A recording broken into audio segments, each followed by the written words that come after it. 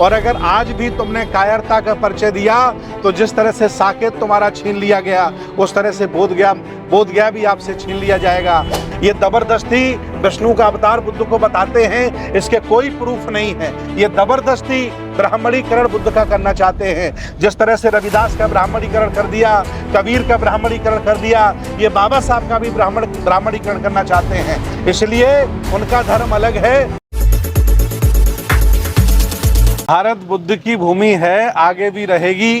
कुछ नालायक नफरत फैलाने वाले लोग बुद्ध की आड़ में देश पर कब्जा करना चाहते हैं, बुद्ध का और बुद्ध के दर्शन का ब्राह्मणीकरण करना चाहते हैं। ये मुहिम देश आज़ाद होने के साथ साथ शुरू हो गई और वो लोग जो नफरत फैला करके देश को लूटना चाहते हैं उन लोगों ने हमारे बोधगया मैनेजमेंट कमेटी पर कब्जा कर लिया है, महाविहार पर कब्जा कर लिया है। अब हमें उम्मीद नहीं है कि लोग शांति से छोड़ेंगे, इसलिए हम बौद्ध भिक्षु शांति के पक्षधर अब आंदोलन पर उतर आए हैं और ये आंदोलन अब तब तक करेंगे जब तक महाबोधि विहार मुक्त नहीं हो जाता। भंते जी, बाबरी मस्जिद को उन लोगों ने किस तरह से अशांति से कब्जा कर लिया, हम लोग शांति से क्या लगता है अपने ही बिहार पर प्राप्ति कर पाएंगे? देखिए, राजाश्रय जब दर्शन को मिलता है, विचारधारा को मिलता है तो विचारधारा बहुत फलती फूलती है। मैं आपको बताना चाहता हूँ, ये महाबोधि महाविहार सम्राट अशोक के ज़माने में बनाया गया। कई बार इसको ध्वस्त किया गया, कई बार इसका जीर्णोद्धार हुआ, लेकिन आज नफरत फैलाने वाले लोगों ने, मनवादियों ने इस पर कब्जा कर लिया है। जब तक ये मुक्त नहीं हो जाता ये आंदोलन खत्म नहीं होगा। और मैं आपके माध्यम से कहना चाहता हूँ कि हमारे बौद्ध भिक्षुओं को आज 18वां दिन है, बहुत अच्छी जगह बैठे थे। शासन प्रशासन ने बर्बरता के साथ बौद्ध भिक्षुओं को वहाँ से उठा करके हॉस्पिटल में फेंक दिया है। हम लोग हॉस्पिटल भी गए हैं और अब शासन प्रशासन ने हमें जगह बोधगया महाविहार के 2 किलोमीटर पर दी है, जहाँ टेंट लग रहा है, बल्ले गाड़े जा रहे हैं। मैं आह्वान करता हूँ पूरे देश के लोगों से कि बहुत बड़ी संख्या में यहाँ आए, बौद्ध भिक्षुओं का मनोबल बढ़ाएं। भंते प्रज्ञाशील महाथेरो जी, आकाश लामा जी, आदरणीय विनयाचार्य जी, हम सब लोग लगे हुए हैं, संघर्ष कर रहे हैं और ये संघर्ष अब जब तक नहीं रुकेगा जब तक ये हमारी धरोहर आज़ाद नहीं हो जाती। एक साथ देश के सभी वो भंते जी लोग एक मंच पर आ गए हैं, क्या लगता है नई क्रांति उत्पन्न होगी? बिल्कुल क्रांति होनी चाहिए। देश बौद्धों का है, आगे भी बना रहेगा।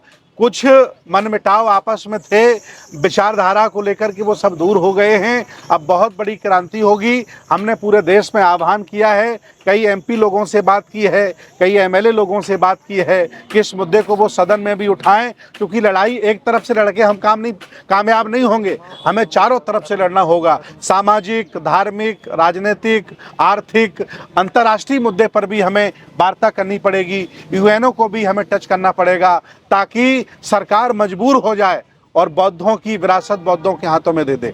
आपके एक बार आह्वान करने पे लाखों की भीड़ आ जाती है, इस धरने में कितने की भीड़ लाने वाले हैं? मुझे उम्मीद है कि हजारों की संख्या में लोग पहुंचेंगे। उत्तर प्रदेश से 25-30 लोग ट्रेन बुक करा चुके हैं, दिल्ली से लोग आ रहे हैं, मध्य प्रदेश से लोग आ रहे हैं, बिहार के अलग अलग जनपदों से लोग आ रहे हैं। जैसे ही हमारा टेंट वेंट यहाँ लगेगा हजारों की संख्या होगी और हम तब तक यहाँ डटे रहेंगे जब तक ये स्थान हमारा मुक्त नहीं हो जाता। जो दर्शक बंधु आपको देख रहे हैं देश दुनिया से, क्या उनको आह्वान करना चाहेंगे?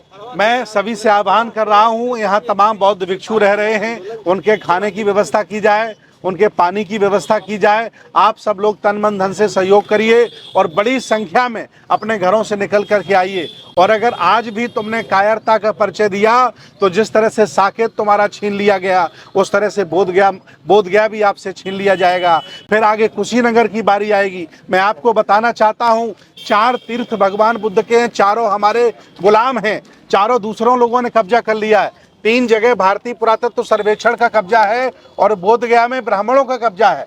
कुशीनगर में भारतीय पुरातत्व सर्वेक्षण का कब्जा, लुम्बिनी में भारतीय पुरातत्व सर्वेक्षण का कब्जा, सारनाथ में भारतीय पुरातत्व सर्वेक्षण का कब्जा और कुशीनगर में कब्जा, बोधगया में ब्राह्मणों का कब्जा। हमारे चारों तीर्थ स्थल इस समय दूसरों के कब्जे में हैं। उनकी मुक्ति के लिए आपको घर से आना पड़ेगा और मिलकर के इस आंदोलन को सफल बनाना पड़ेगा। मैं निवेदन करता हूं देश भारत के सभी लोगों से, खास तौर से बिहार की जनता से, कि नीतीश कुमार जी मनमानी कर रहे हैं। अगर नीतीश कुमार चाहें तो सदन में नया बिल ला करके 1949 का ये जो बीटी एक्ट है इसको डिसमिस करें और नया बिल ला करके बौद्धों को बौद्ध विहार सौंप दें। कोई तकलीफ नहीं होगी, उनको फिर खुश होकर के सारे लोग वोट देंगे। लेकिन अगर वो ऐसा नहीं करेंगे तो अब की बार उनका काम खत्म होने वाला है।